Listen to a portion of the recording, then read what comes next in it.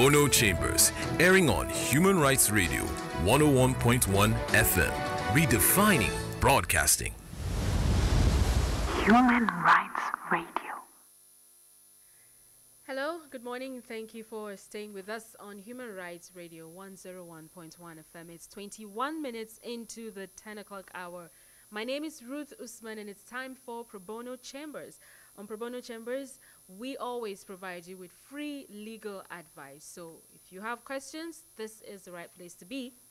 For questions and advice that you perhaps may have to pay money to someone, you get it for free here, and that makes the difference. And as always, we have the barristers on hand that will answer your questions. So today I have with me in the studio Barrister Uche Uka. Good morning to you. Good morning. Such a pleasure to have you on Probono Chambers this morning. Thank you so much. All right, so for starters, as always, we'll begin with a focus. And today, the topic we'll be focusing on in the next couple of minutes is the thought of passing off. The thought of passing off. So Barrister Uche will let us in on what that means in the first place. So what is the thought of passing off?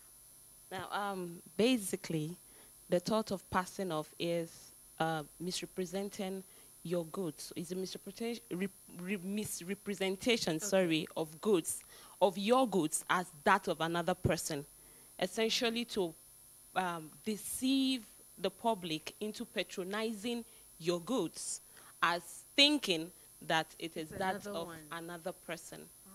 Basically, that's what it means. It is trying to sell your goods to the general public as as that of an existing product, which of course the public is used to, but not knowing that of course this is some other person's products, Okay. not what they think it is. Interesting. I mean, Yeah. I've never known it to be put this way, but I mean, it makes every sense. So people in business do that. Now, how does it apply in a day-to-day? I mean, how does this apply? Well, very frequently, this thought of passing off exists in a competitive business setting. Now, where there are many competitors, where there are many producers, many traders who sell maybe similar products, for instance, maybe drugs or milk or something. It could be anything. It could be any item. Now, where this happens, where there are so many people who deal in such products, this kind of practices are common. Reason being that, of course, people will want to, these persons would want to sell their products very quickly to the public, in a very fast way to the public. Now, what happens in such things is that they now tend to package, probably by using the trademarks of a person, his packaging his name sometimes, Okay. and then sell these products out to the public, members of the public, as the product of that other person. Now, the unsuspecting consumer would normally buy such products, thinking it is this is what I want to buy product A. Product A is named XYZ, and then that is what he thinks he is buying. Unknown to him, he is buying something else entirely different from what he actually wants to buy. And so he goes and consumes, sometimes not knowing that. Most times, by the time you even detect the difference, it's quite late. You've already spent your money. In the past few seconds now, I've just been smiling because I just remember something like exactly that happened to me. It was a shoe. Yeah. I think I still have the shoe up until now. I actually thought it was a particular name that was on it. Yeah. The moment I just saw there are two names on it, so I just thought when the second one was correct. Yes. So and then from the first name, let's just say it's like my Good. name, Ruth Okay, Usman. okay. So maybe I just saw RU, and then the maybe Usman ad. RT or something. Yeah, or something else. But then I didn't really pay attention because I saw Usman again, and then I just, oh, okay, that's the product. Yeah. And then I went and I bought it, and I wore it, I think, a couple of times Yeah. without even noticing. Yeah. Until someday, I think I just kept the shirt. I was like, so this is not even what is written. Okay. So it's an intentional thing, yeah? To Yes, deceive people. yes. It's quite common, really. It's very common. It happens very frequently. Now, the idea is to pretend, essentially, pretend, and then capitalize on an existing goodwill. Now, because products have been in existence for a long time, it's very easy for them to have gathered goodwill over this period, especially because of quality and consistency, and probably because of their price and all of that put together has earned them some goodwill from the public. Now, what this other trader wants to do is to capitalize on that goodwill and then sell his products. You understand? Because he is coming in probably as a new entrant into the market. He hasn't gotten that. Now, it will take him a while to develop that and to gain the trust of the consumer out there. Now, what he wants to do is to bypass all of this and then capitalize on an existing one and probably make profits, and most essentially make profits from that. So basically, that's what the thought of passing off is. Yes. Okay. Now, what exactly does this thought of passing off protect? Like I said, it's there to, there is something called goodwill in business. Okay. Now, that is essentially what the thought of passing off seeks to protect. I've explained that. So does it mean those who are doing it have the backing of the original? No, okay. Of course they don't. Of course they don't. Now, that is why it's a thought in the first place. Now, okay. I think I should have started. Okay, by explaining thought, what thought is. Okay, so now we a can thought go back. is a civil wrong.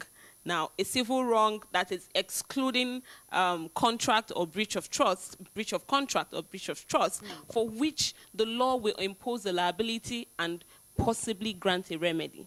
Now, it is not a crime, it is not contract, it is not the breach of trust. That is what it taught. Anything that falls outside of these purviews falls within the purview of torts. Okay. Now, the law will impose liability on the tortfeasor as against what it is called in crime, a criminal.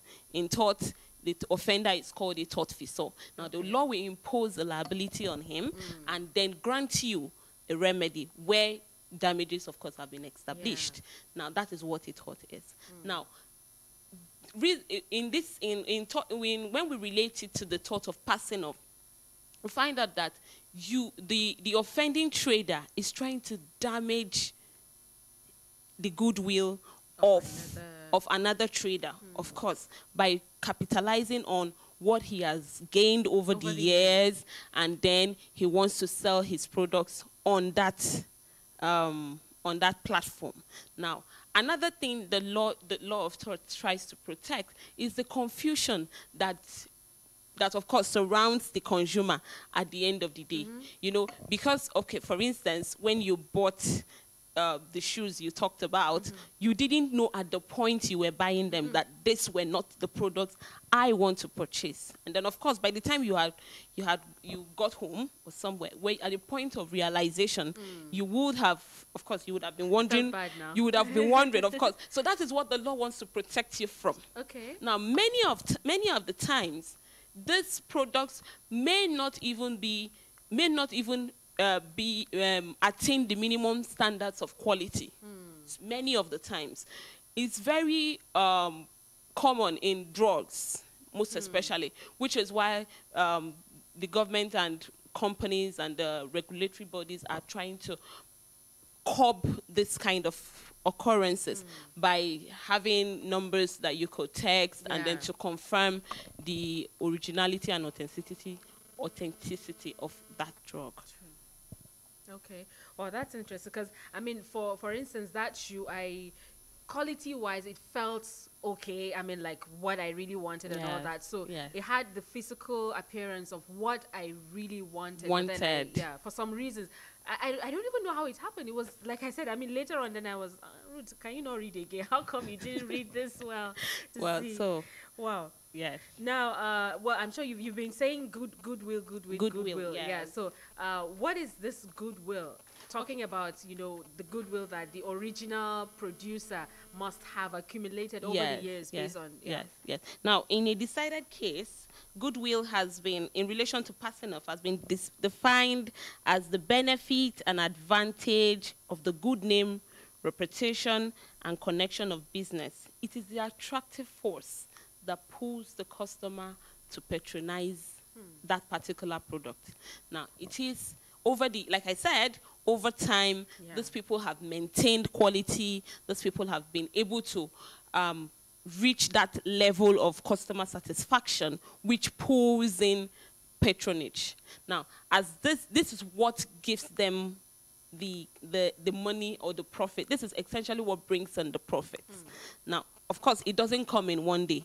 It has taken a period of time, and you have succeeded in building this thing. It's like your brand, you know, and then people trust that brand. It is on the basis of that trust that they come back to patronize your product. And would even recommend it to and other probably people. recommend it to other users. Now, what this offending trader now does is to come in from outside, from nowhere, just appear from nowhere, and then bring his products and package them, probably steal your trademark or your designs or anything, and then sell those products packaged like yours to the public. And maybe like you said, XYZ earlier, maybe he now decides to put ZYX, something like that. So the moment you just see those. Exactly. So most times, when you are not very focused, or when you are not very,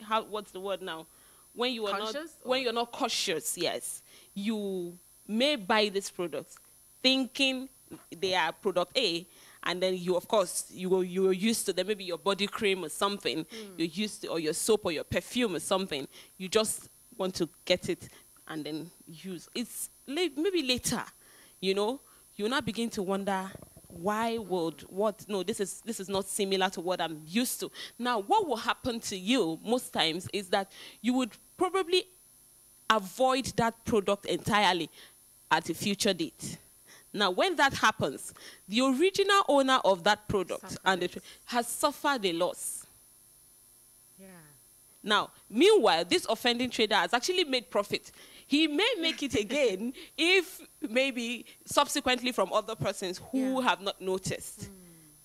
But many of the times, too, this product may fit the complete description of the original product. And, of course, profits that would ordinarily have gone to producer A now moves to Mr. B on the fake product. Exactly. That really is sad. Earlier you said it's not like a criminal offense, yeah? No, You it's said a thought. It's a thought. There was one other legal word you used. Tort something. You said it's a thought. It's a if an individual commits that act. Yes, he becomes a tortfeasor, not a criminal now. Not a criminal because it's a civil wrong. It's not a criminal offense. So what happens to that person if found? Now, what happened? Now, responsibility now lies on the original owner, the plaintiff here now, to, of course, seek for redress in court.